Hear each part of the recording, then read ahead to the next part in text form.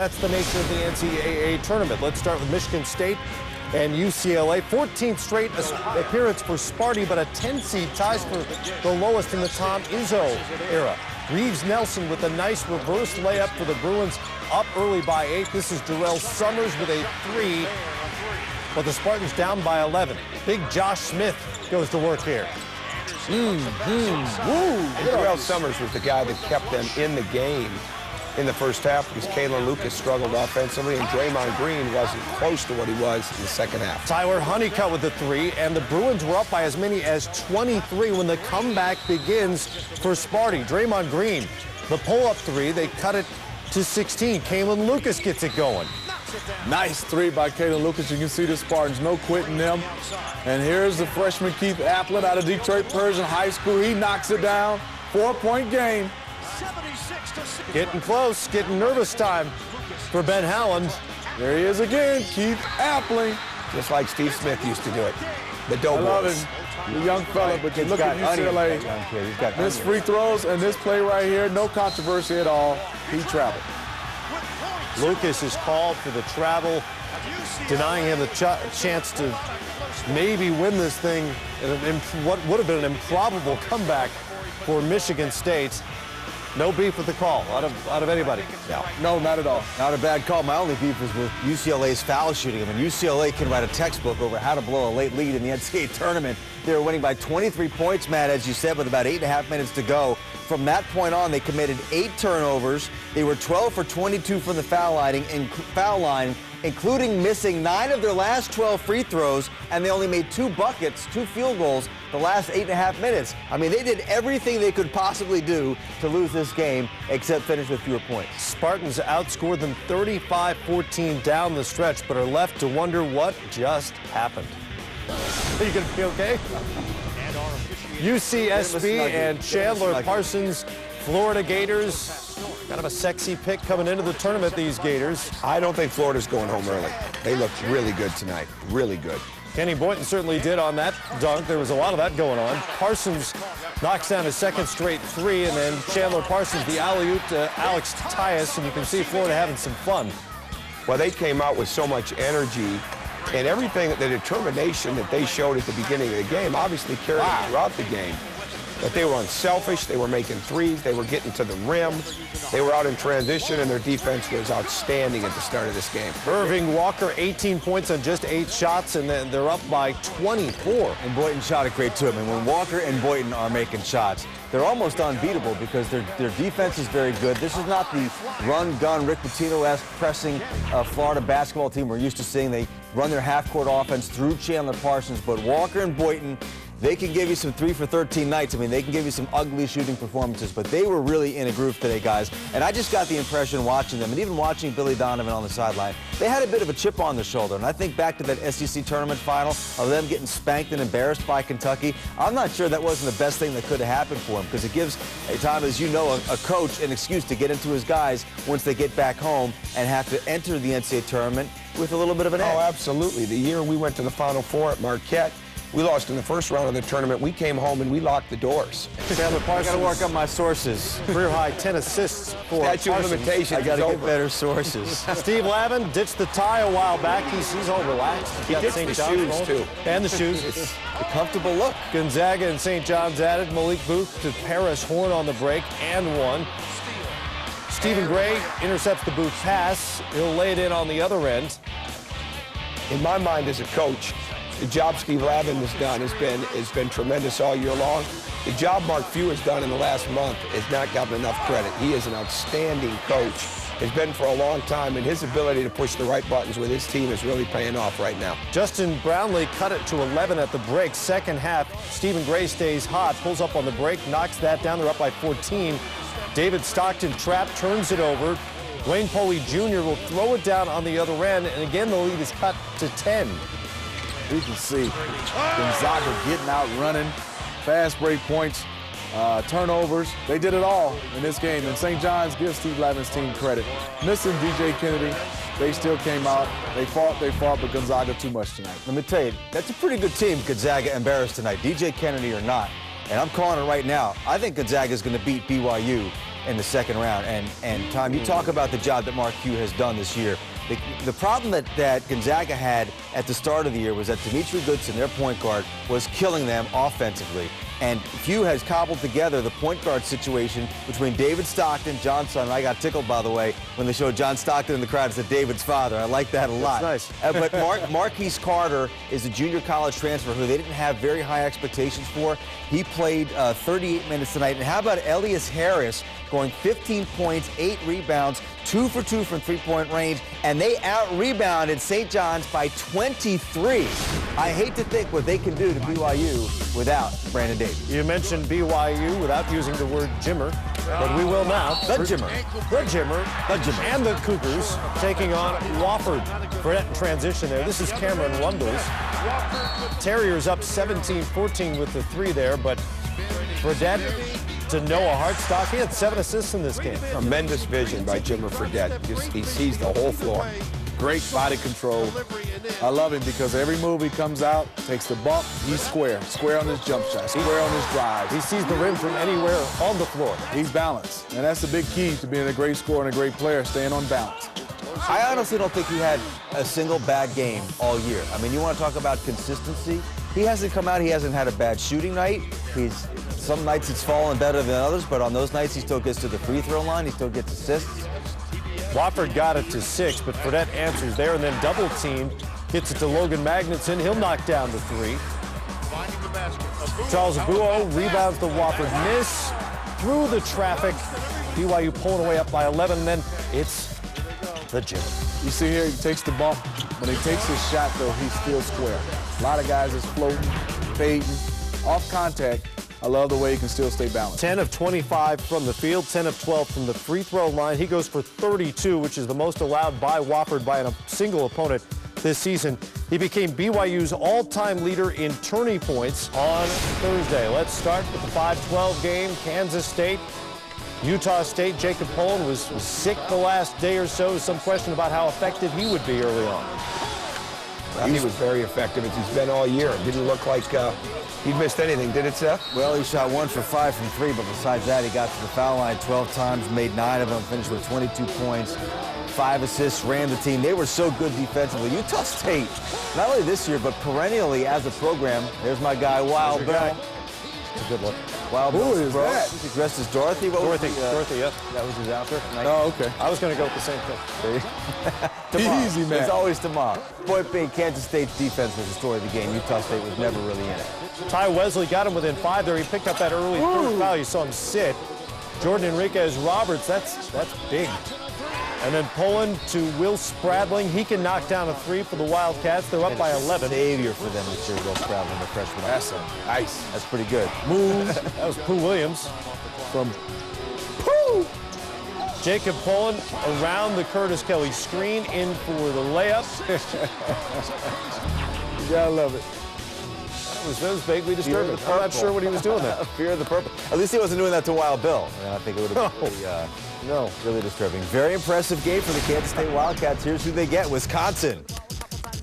The Badgers and Belmont. Carrot top. Mike Bruzewicz. Really Race on the excited right to see knee. Mike Bruzewicz back today. Yeah. What a plus. He's got incredible energy, and he makes the team better when he comes in the game. He impacts the team constantly, and to come back from that injury, it was nice to see for them. Drew Hanlon with a swipe for Belmont, knocks down the 3. Karen Johnson to Scott Saunders down low, makes the layup and the bump. Belmont up by 3. Tim Jarmus to Jordan Taylor. He'll knock down the 3. 9-0 Whiskey run. They're up by 7, and then Taylor with the deep 3. I think this goes to show today just how good Wisconsin's defense is to hold Belmont, who was averaging 25 three-point attempts, one of the leading scoring teams in the country, to 6 of 22 from the three-point line. Jordan Taylor to John Lure up top of the alley-oop. Badgers by 9, then Jarmus drops it in for Lure. You got to like when the big guys work together. The bump, the bucket as well. Wisconsin led it by 15. They wind up winning it by 14. That's winning a first-round game in 9 of their last 10 tournament appearances. Now they're 14-0 when they reach the big 7-0. It's like 100 for Wisconsin the way they play. They go 12 of 22 from three-point range. It's Pat Riley. Riley checking out number 1 Pitt and UNC Asheville. This is Ashton Gibbs. Gary McGee to Brad Wanamaker here for the weigh-in. Two guys that have quiet games when it comes to publicity that are a huge part. Wanamaker and Gary McGee always seem to find a way when Pitt plays at their best McGee's to dominate the glass. McGee has been a stalwart for that team. Matt Dickey was so big in the game on Tuesday. Jump stop. Gets Asheville within 5 at the half. Second half, Gibbs gets it going again. Bulldogs on the break. Great backcourt combination for Asheville as Dickey and J.P. Prim working together there on the fast break. And they're still within 6, hanging around in this game. Well, one thing about Pitt is you know they're not going to beat themselves. They run their offense as efficiently and as concrete as any team that's in the tournament because they always know what they want to get. They follow Jamie Dixon's plan. And when things break down, they've always got Ashton Gibbs to bail them out. And Wanamaker was quiet today, only 6 points, 3 assists in 28 minutes. But he's my favorite Panther. He's the guy who really runs the show. He sets the tone. He never gets flustered. He's got a great demeanor, and he, I think, really exemplifies the kind of leadership Jamie Dixon wants on the floor. They were very good today. A 15-4 run put it away for Pittsburgh, and they're moving on. Brad Stevens and Butler, great game with Old Dominion as they start their 2011 tournament after the magic of 2010. Shelvin Mack, Beautiful 3-ball there. pass. And then Matt Howard and Andrew Smith working together. That was nice. Nice bounce pass, put it in a place where only his teammate could get it. And you can see right here from ODU. Frank the Cell. Banging. Frank the Tank. Frank the Tank, 7 for 13. But when you start to look at this ODU team, others could not find the rhythm of shooting. Kent Bazemore, their second leading scorer, only 6 points, no made field goals. That really hurt them. And again, guy that comes off the bench today, especially when they had foul trouble, Garrett Butcher. He gets 6 rebounds, 5 of them offensive. A lot of momentum for Butler. Mack will drive and finish there. Butler's on top by 4. Hassel's not done. Look at him working up and under. Monarchs within 2 at 58-56. Sean Van Zandt got a chance to maybe win this thing. It won't go, but Howard is there on the second tip and beats the buzzer. They checked it.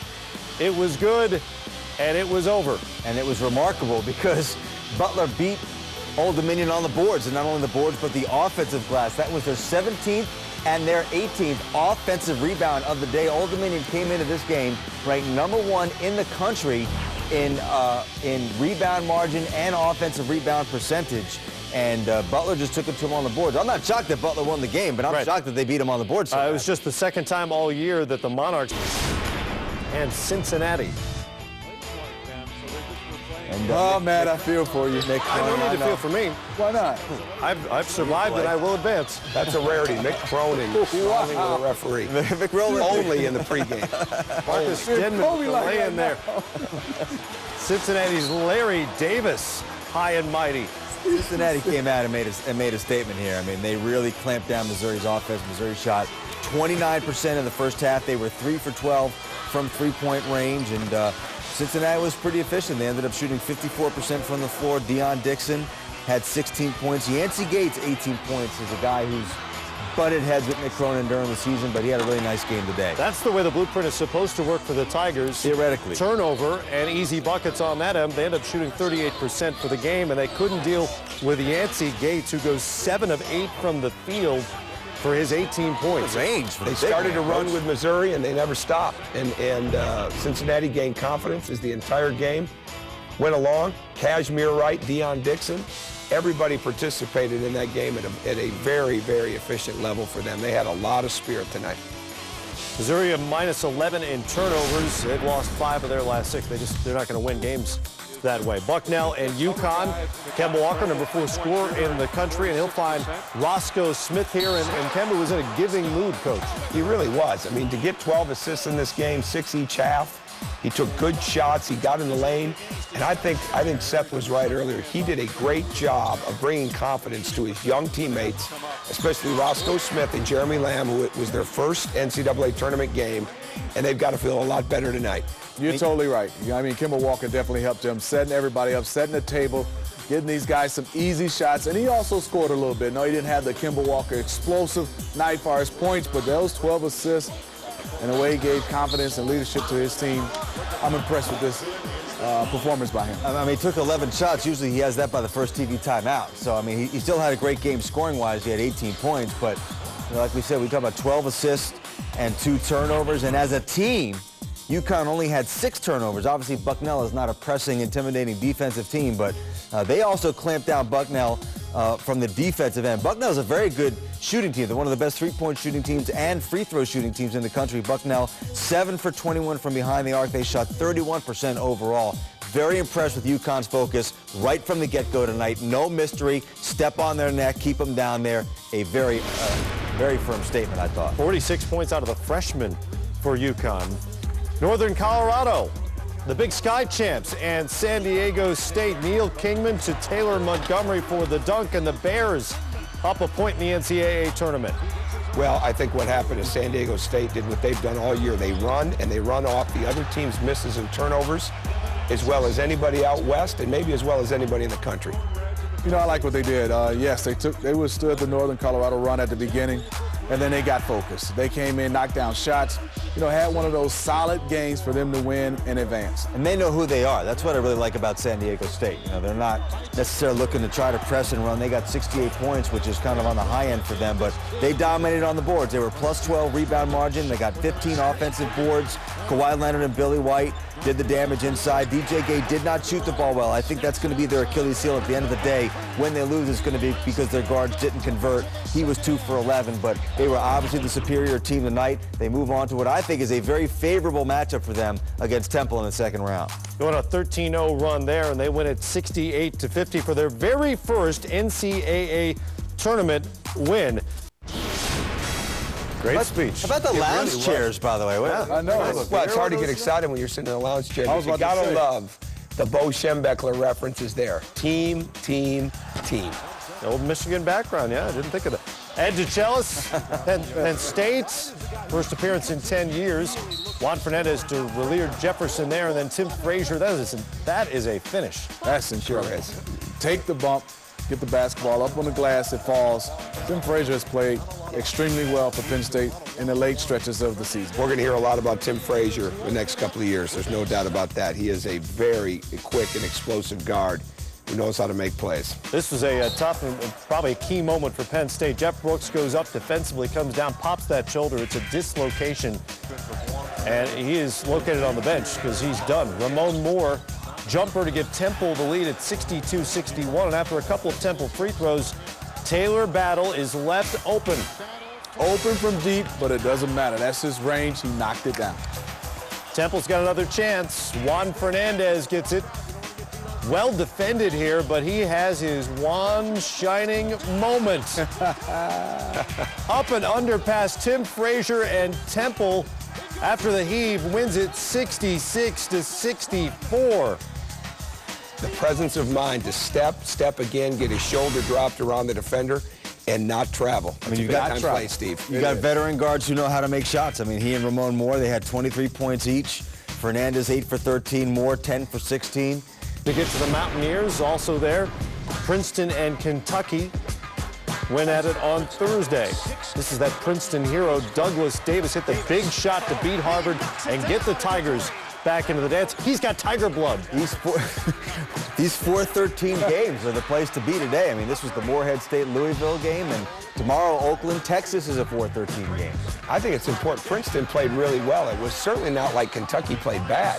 The freshmen maybe played like freshmen a little bit, but when DeAndre Liggins is making threes, when Josh Harrelson's got a double-double, and when Darius Miller's got 17, you can't be unhappy with that if you're John Calipari. Liggins knocks down the three-pointer there. UK up by 5, but Dan Mavridis working in the lane. That is a big-time shot to tie it at 57. Who are we going to go to? We're going to go to the freshman, Brandon Knight. Brandon Knight. Bucket.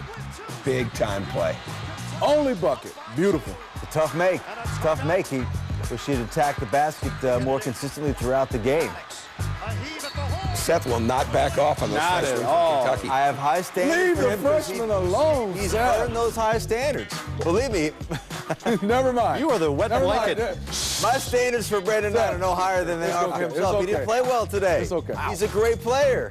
What does Jared Sullinger have to do tomorrow to stay in your good graces?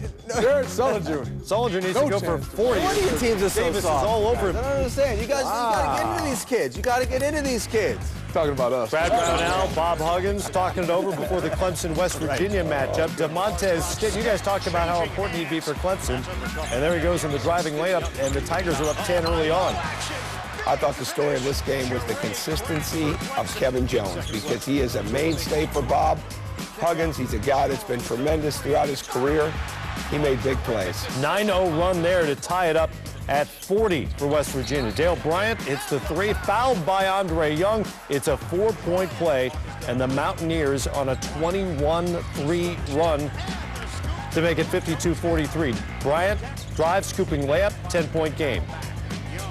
Young, no. Devin Booker, Corey's younger brother, is working the board. Look at him get up there.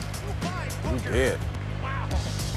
You know, Clemson still had a chance late, and I think right here, this turnover kind of sealed the deal for West Virginia. That's what will be interesting, that zone versus Kentucky. I know John Calipari spent a lot of time in the offseason building his 1-3-1 zone offense based on the game that he had with West Virginia in the Elite Eight last year. That will be an exciting matchup. Playing I think they're going to rise to the occasion. I really do think they're going to beat West Virginia. I think the guy we're not talking about, Jerron Lamb, is going to have to really play well against West Virginia's zone. I think I'll do the Richmond-Vanderbilt highlight. Jeffrey Taylor baseline, and Jeffrey Taylor is getting high and mighty. Kevin Anderson to Francis Cedric Martell. Should try that again. Vandy leads it by 6. John Jenkins misses. Festus Ezeli was everywhere for the Commodores in this game early on. 5 of 5 in the first half. And then Jenkins with a 3, and Vandy's up by 5.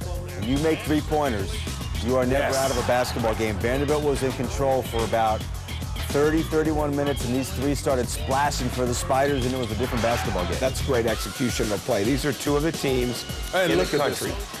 All year long, make plays. Footwork, step through, nice. And this is a big one. Giant killer. He's had a great year and a great game. Kevin Anderson finished with 25.4 assists for Richmond. This had the makings of a great play. It did. Turnover came in. It looked like they knew exactly what they wanted. A great defense. Two teams that have played at such a level, and they have great togetherness because of the way they defend, the way they rebound, the way they run their half-court offense. How about Richmond's defense on that last out-of-bounds play, by the way? Vanderbilt had a nice long 12, timeout. 5 matchup every year. Every year, it's somebody, and this year that somebody is the Richmond Spiders from the Atlantic 10. As Kevin Anderson, Atlantic 10 Player of the Year, goes for 25. Richmond turned it over 3 times. Fewest by a team in the NCAA tournament since UCLA in the national semifinals in 2007. They're ranked in the top 10 in the nation in fewest turnovers, which is going to be important when they play the winner of this game. Morehead State, Louisville, Kenneth Fareed, he can do some stuff. You can see right here. Look at Morehead State. And guess what? Kenneth Fareed. Look at the coordination. Look back, find the rim. There's guys playing 82 games a year, Steve, that would have trouble making that same play. Yes, you're right.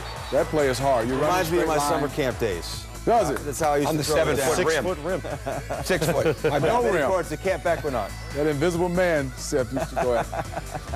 Watch Fareed go to work here. Fareed, ferocious intensity. 85th career double-double for Fareed, second all-time only to Tim Duncan.